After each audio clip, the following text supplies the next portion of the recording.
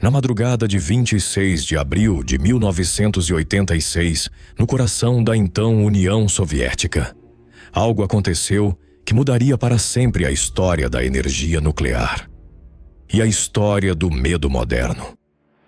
Não foi uma guerra, não foi um bombardeio, não foi um ataque inimigo.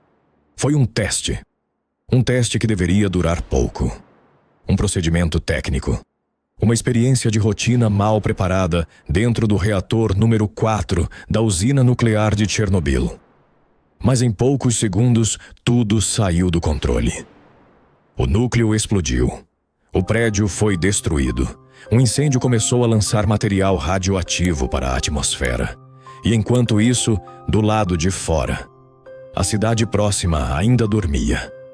Essa é a história do que realmente aconteceu em Chernobyl. Não a versão resumida em imagens de série e ruínas abandonadas, mas a realidade brutal. Erros humanos, um projeto defeituoso, uma resposta tardia, uma cultura de silêncio e milhares de vidas atravessadas por algo invisível, impossível de ver, impossível de sentir no primeiro instante, mas devastador. Chernobyl ficava no norte da Ucrânia, então parte da União Soviética, a cerca de 100 quilômetros de Kiev. Ao lado da usina estava Pripyat, uma cidade planejada, moderna para o padrão soviético, construída para abrigar trabalhadores da central nuclear e suas famílias. Pripyat não parecia um lugar condenado. Parecia um símbolo de progresso. Apartamentos, escolas, lojas, parques, tudo carregava a estética de uma sociedade que queria projetar controle, ciência e futuro.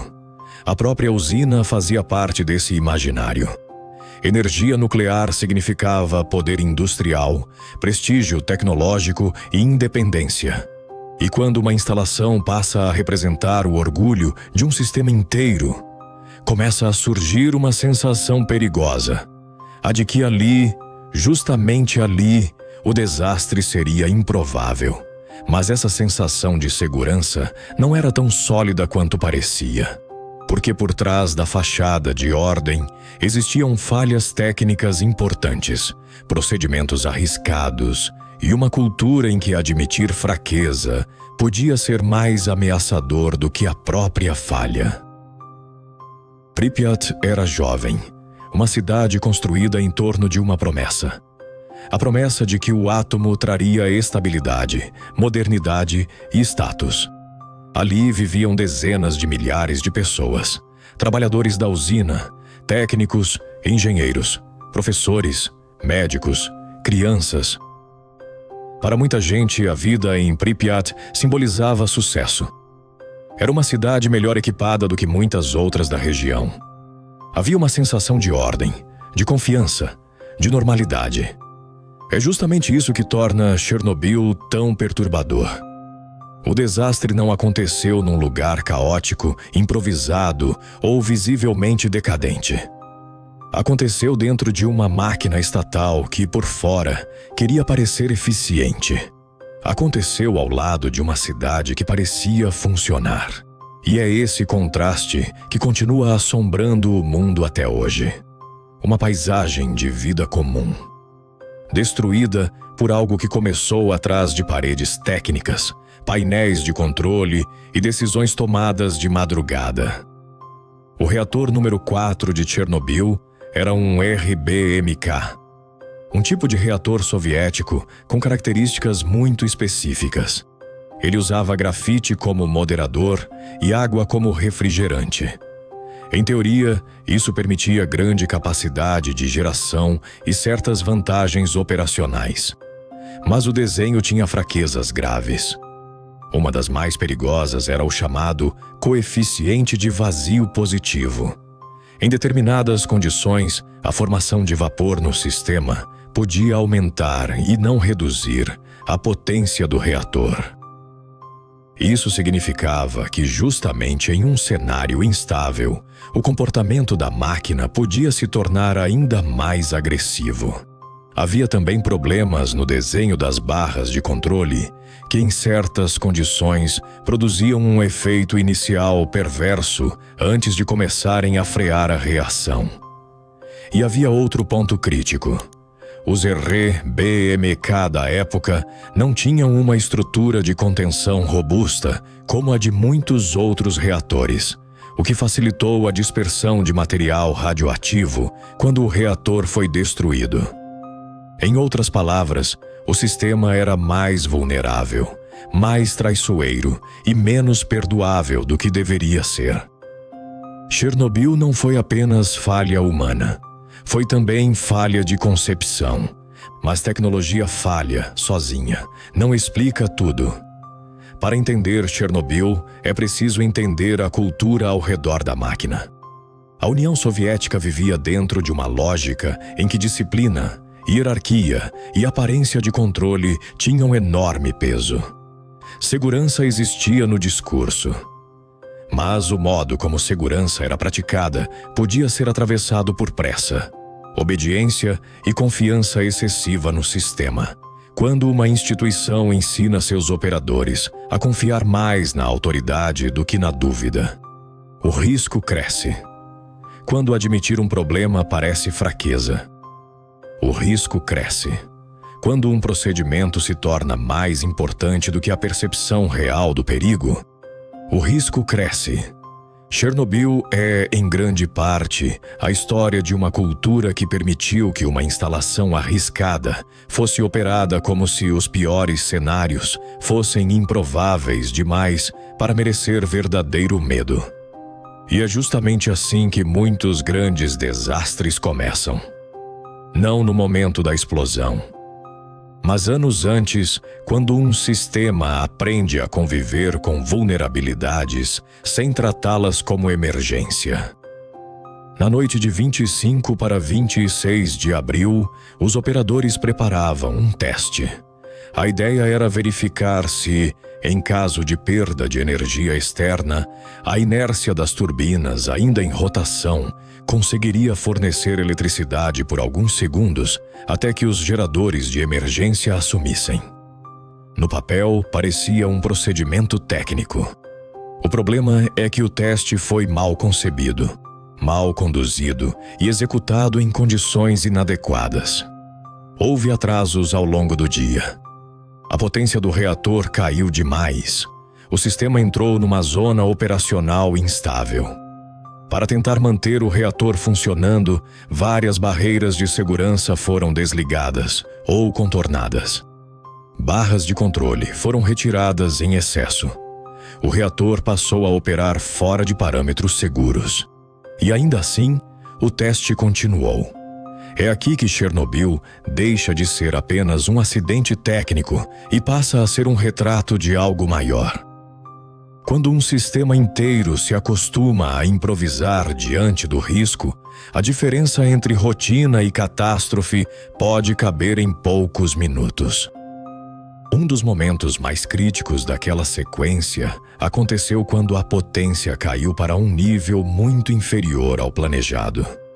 Em vez de interromper completamente o procedimento e estabilizar o sistema com calma, os operadores tentaram recuperar a situação. E essa tentativa empurrou o reator para uma região de funcionamento particularmente perigosa. Em baixa potência, com certas condições químicas e operacionais acumuladas, o RBMK podia se tornar instável. O problema não era apenas técnico, era psicológico. Quando uma equipe já passou horas preparando algo e sente pressão para concluir, recuar parece derrota. Continuar parece obrigação. E é exatamente aí que o erro humano se mistura com o desenho ruim. O reator se tornou um sistema sensível, mal posicionado e operado fora de uma margem segura. E os homens naquela sala ainda estavam tentando tratá-lo como algo controlável. A 1h23 da manhã de 26 de abril, a situação saiu definitivamente do controle. Quando o botão de emergência AZ5 foi acionado para desligar o reator, O que deveria ser o movimento de contenção final acabou contribuindo para o desastre por causa das características do projeto. A potência disparou de forma extrema em segundos. Houve explosões. O topo do reator foi destruído. O edifício foi severamente danificado. Um incêndio começou, e com o núcleo exposto, grandes quantidades de material radioativo passaram a ser lançadas para a atmosfera. Essa é uma parte essencial da verdade sobre Chernobyl. Não foi uma simples pane. Foi a destruição física do reator número 4 e o início de um incêndio que duraria dias, espalhando contaminação muito além da usina. Naquela madrugada, 2 trabalhadores morreram em consequência imediata do acidente. Mas o que começava ali seria muito maior do que os primeiros minutos conseguiam mostrar. A imagem mais importante de Chernobyl não é apenas a da explosão, é a do reator aberto. Sem contenção eficaz, com o núcleo destruído e material radioativo sendo lançado ao ambiente, o desastre deixou de ser local em segundos. Fragmentos altamente contaminados foram espalhados. O incêndio no grafite ajudou a elevar radionuclídeos para a atmosfera.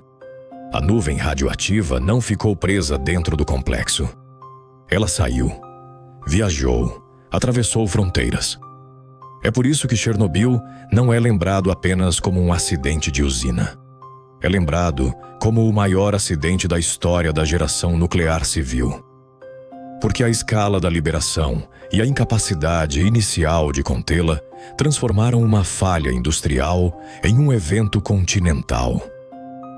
Os primeiros bombeiros e equipes de emergência chegaram sem compreender totalmente o que estava acontecendo. Para muitos, parecia um incêndio industrial enorme. Grave, sim, mas ainda dentro da lógica de um incêndio a ser combatido. O problema era que ali não havia apenas fogo. Havia radiação intensa. Havia fragmentos altamente contaminados. Havia grafite em chamas. Havia um cenário que não se encaixava no tipo de desastre para o qual aqueles homens tinham sido preparados.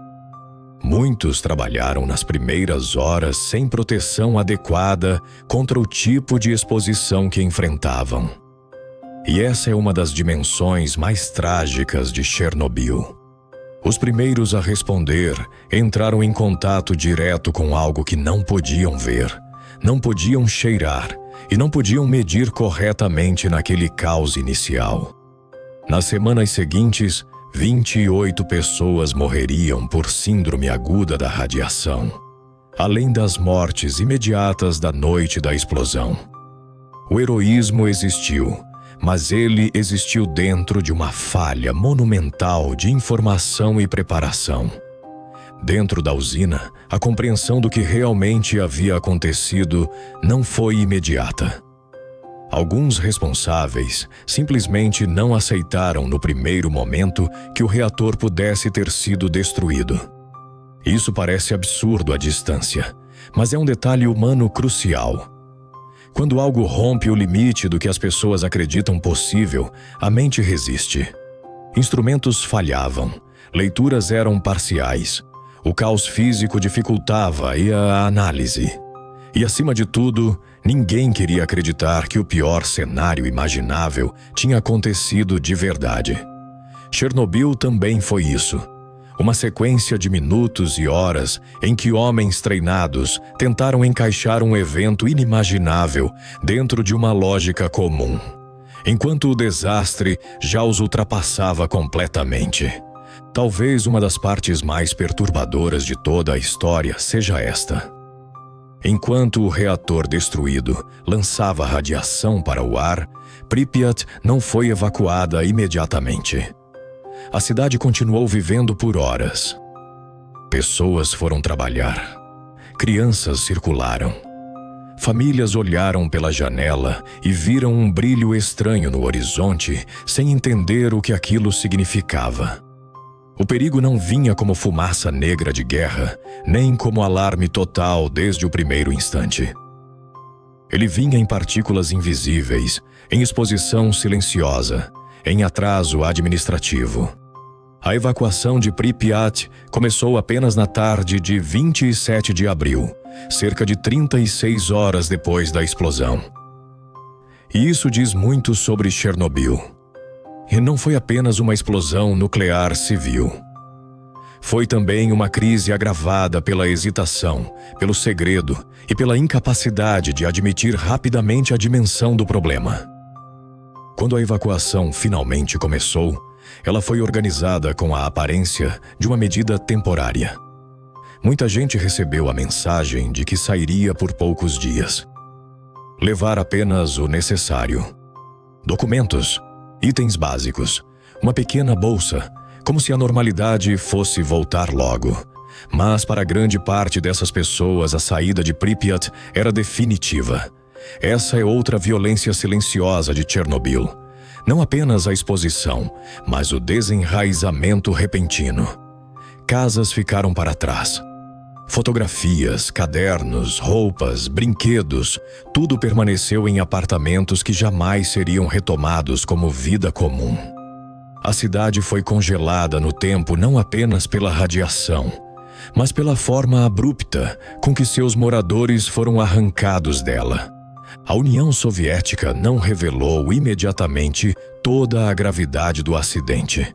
E o mundo começou a perceber que algo estava errado, não apenas por declarações soviéticas, mas porque níveis anormais de radiação foram detectados fora da União Soviética. Na Suécia, alarmes em uma usina nuclear ajudaram a mostrar que a contaminação estava cruzando fronteiras. Só então a pressão internacional tornou impossível manter silêncio completo. Esse detalhe é fundamental. Chernobyl foi também uma história de informação controlada, até o limite do possível. A lógica do sistema soviético valorizava a imagem, estabilidade e disciplina. Mas a radiação não respeita propaganda. Ela não respeita fronteira. Ela não respeita discurso oficial. Quando o acidente deixou de ser um problema local e passou a contaminar partes da Europa, a narrativa do controle começou a ruir junto com o reator. O fogo no reator não foi resolvido em algumas horas. Ele durou cerca de 10 dias. E isso ampliou enormemente o impacto do desastre. Enquanto o incêndio persistia, a liberação de material radioativo continuava alimentando a contaminação ambiental. Essa duração importa muito, porque significa que Chernobyl não foi apenas um instante violento. Foi um processo, um acidente que continuou acontecendo após a explosão. Um desastre que, mesmo depois do choque inicial, exigia decisões desesperadas e improvisadas para impedir algo ainda pior. Quanto mais tempo o núcleo destruído e o incêndio permaneceram ativos, maior foi a complexidade da resposta e mais ampla a marca deixada sobre o território e as pessoas. Depois da explosão começou outra batalha: a contenção. Milhares de pessoas foram mobilizadas ao longo do tempo para controlar o incêndio, limpar áreas contaminadas, remover destroços radioativos, construir barreiras e reduzir o risco de novos desastres. Muitos deles ficaram conhecidos como liquidadores. Eles trabalharam em condições extremas. Helicópteros lançaram materiais sobre o reator destruído. Equipes foram enviadas para tarefas perigosíssimas. Robôs falharam em alguns pontos devido à radiação e seres humanos acabaram fazendo trabalhos que a tecnologia não suportou. Mais tarde, foi construído um enorme sarcófago de concreto e aço ao redor do reator 4 para isolar os restos da instalação destruída. Chernobyl não terminou na explosão. Continuou durante dias, semanas, meses e anos em forma de esforço desesperado para conter algo que já havia escapado para a atmosfera. Há um aspecto da operação de limpeza que resume perfeitamente o horror técnico de Chernobyl. Em algumas áreas, a radiação era tão alta que máquinas e robôs falhavam. A solução, então, em certos momentos, foi usar seres humanos em tarefas curtas, cronometradas, sob doses potencialmente muito perigosas. Isso não é apenas um detalhe dramático. É a prova material de que o desastre tinha ultrapassado o limite do que a engenharia disponível conseguia suportar com segurança. Quando a tecnologia recua e o corpo humano é empurrado para dentro da zona impossível, o preço deixa de ser abstrato. Chernobyl passou a ser medido também em minutos de exposição, turnos breves, sacrifícios calculados e riscos que ninguém desejaria chamar de normais. Nas semanas posteriores, o medo não era apenas o que já tinha acontecido, mas o que ainda poderia acontecer. Havia receios sobre água acumulada, materiais fundidos, calor intenso e a possibilidade de novos episódios graves dentro do complexo destruído. Isso levou a decisões extremas, operações de drenagem, trabalhos subterrâneos e esforços para reduzir cenários adicionais de perigo. Esse clima de ameaça contínua é essencial para entender Chernobyl. A explosão foi o começo visível. Depois dela veio uma longa fase em que ninguém podia ter plena certeza de que a situação estava realmente sob controle. E viver dentro dessa incerteza é parte da experiência de Chernobyl. Para técnicos, autoridades, liquidadores e população, a contaminação atingiu vastas áreas, especialmente na atual Ucrânia, Belarus e Rússia, além de alcançar outras partes da Europa. Territórios inteiros foram afetados. Vilarejos foram abandonados. Áreas agrícolas foram comprometidas. Uma zona de exclusão passou a marcar a região ao redor da usina. Mas talvez o mais difícil em Chernobyl seja que seu impacto nunca foi simples de resumir. Aos mortos imediatos, às mortes nas semanas seguintes por síndrome aguda da radiação, ao deslocamento humano em massa, aos efeitos psicológicos, sociais e econômicos. Há longa discussão científica sobre cânceres, especialmente de tireoide, em pessoas expostas quando crianças, e sobre como medir com precisão o impacto total ao longo das décadas. Chernobyl não cabe num número único que encerra a história. Ele persiste como trauma, deslocamento e legado tóxico de longo prazo. Depois do acidente, foi criada uma zona de exclusão com raio de cerca de 30 quilômetros em torno da usina, posteriormente ampliada em algumas áreas. Esse espaço tornou-se a geografia oficial do abandono. Não era apenas um perímetro técnico, era um reconhecimento de que o território já não podia ser tratado como vida normal. A zona de exclusão transformou a paisagem em testemunha. Casas vazias, estradas sem rotina, escolas sem crianças, florestas crescendo em lugares antes ocupados por gente. E é justamente por isso que as imagens de Chernobyl têm tanta força simbólica. Elas não mostram apenas ruínas. Mostram a interrupção física de uma vida que parecia garantida. Uma das simplificações mais preguiçosas sobre Chernobyl é dizer apenas que os operadores erraram. Sim, houve erros operacionais graves. Sim, procedimentos foram violados. Sim, decisões perigosas foram tomadas.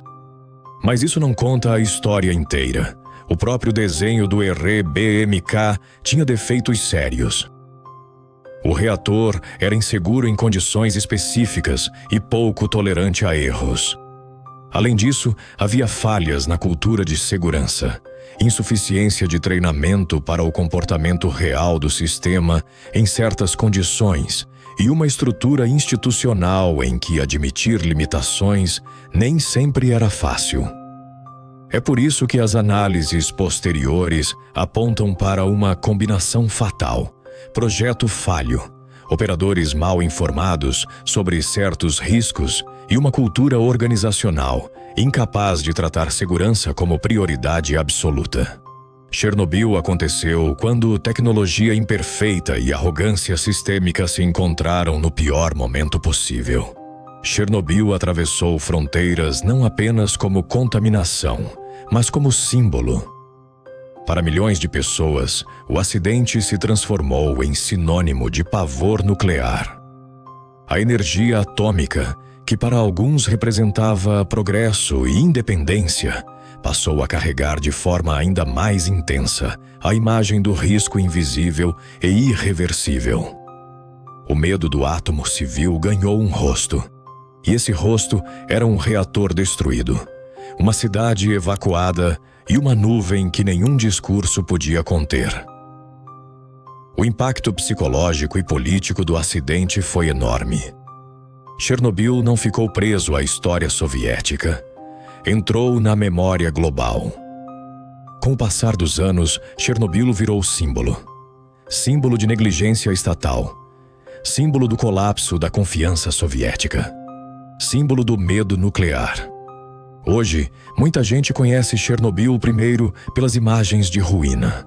A roda gigante de Pripyat, os corredores vazios, a vegetação retomando prédios, a sensação de cidade fantasma.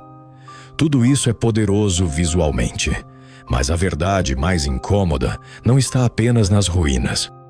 Está no fato de que o desastre começou dentro de um sistema que se acreditava racional, técnico, controlado. Chernobyl não assusta apenas porque explodiu. Assusta porque mostra como instituições modernas podem falhar de forma catastrófica enquanto ainda parecem organizadas por fora. E quando a imagem do controle vale mais do que a realidade do risco, o preço pode ser histórico. O impacto de Chernobyl ultrapassou a Ucrânia e a União Soviética. O acidente alterou profundamente a percepção pública da energia nuclear e forçou mudanças importantes em padrões de segurança, transparência e cooperação internacional. O próprio desenho dos reatores RBMK foi modificado depois do acidente. O evento se tornou referência inevitável em qualquer debate sobre risco nuclear civil. E isso ajuda a entender por que Chernobyl continua tão presente. Não se trata apenas de um passado encerrado. Trata-se de um ponto de ruptura. Um momento em que o mundo viu até onde podem chegar a soma de um projeto inadequado, de decisões ruins e de uma cultura que hesita em enfrentar a verdade rápido o suficiente. Então, o que realmente aconteceu em Chernobyl? Um reator nuclear do tipo RBMK, já vulnerável por projeto, foi levado a uma condição altamente instável durante um teste mal conduzido. Sistemas de segurança foram ignorados ou desligados. O reator entrou em comportamento perigoso. Houve uma explosão, depois outra, incêndio e liberação maciça de material radioativo. A resposta inicial foi corajosa em nível humano, mas falha em nível sistêmico. O Estado demorou a comunicar. A cidade próxima demorou a ser evacuada e milhares de pessoas enfrentaram consequências que se espalhariam por décadas. Essa é a verdade, sem simplificação. Não foi só um erro. Não foi só uma máquina ruim. Não foi só um segredo soviético. Foi tudo isso junto. E justamente por isso Chernobyl permanece como uma das advertências mais pesadas do século XX. Chernobyl continua vivo na memória coletiva porque nos obriga a olhar para uma verdade desconfortável. O desastre moderno raramente nasce de uma única falha isolada. Ele nasce quando arrogância, silêncio, improviso, desenho imperfeito e medo de admitir o erro se acumulam até que a realidade cobre tudo de uma vez. O reator explodiu em segundos, mas Chernobyl foi construído muito antes disso, em decisões, omissões e certezas perigosas. E talvez seja essa a lição mais pesada de todas. O que destruiu o reator número 4 não foi apenas a física nuclear. Foi também a velha ilusão humana de que temos controle total, até o momento em que perdemos tudo. Perdemos tudo. Perdemos tudo.